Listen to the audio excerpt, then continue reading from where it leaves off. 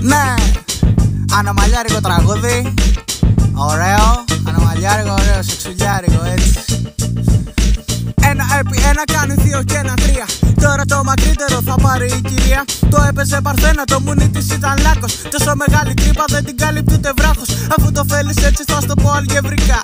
Η τρύπα σου ήταν 15 μέτρα επί 7. Και εμένα το καβλί μου σε μεγέθη φυσικά. Πρέπει να το υψώσω στη δύναμη του 9. Για να σε γεμίσω έστω λίγο ρε κοπέλα. Έπρεπε να ανοίξω μες στον κόλλο σου ομπρέλα. Κι άμα βρεις το έμβαδο στην πράξη με το πι, στη μέση κόμενα θα είχε φύγει η ψυχή.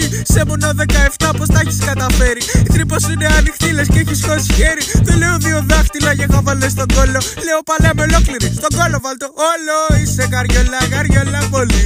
Μέχρι τις μπάλες σου έχει χωθεί.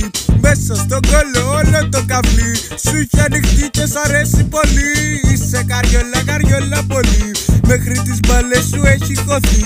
Μέσα στον κόλλο όλο το καβλί σου έχει ανοιχτεί και σ' αρέσει πολύ. Ο κόλλος σου κορίτσι μου έχει γίνει μαύρη τρύπα. Κι η μάνα σου έλεγε στο είπα, δεν στο είπα. Αλλά εσύ δεν άκουγες και γούσταρες να βγαίνεις. Η καλύτερη σου ευκαιρία να τον παίρνεις. Κάτσε τώρα να γυρίσω μαθηματικά. Σ' αρέσει να ρουφάς πάρα πολλά εκατοστά. Ο κόλλος ανοιγμένος 1000 μίλια ναυτικά. Μπορεί τον έχεις πάρει μέχρι και από τα αυτιά. Είσαι καριόλα, καριόλα πολύ. Μέχρι τις μπαλές σου έχει χωθεί. Μέσα στον κόλλο όλο το καβλί σου έχει ανοιχτεί και σ' αρέσει πολύ. Είσαι καριόλα, καριόλα πολύ. Αφιερωμένο σε όλες τις καριόλες, σε όλα τα πουτανάκια εκεί έξω που μας ακούνε. Φιλάκια.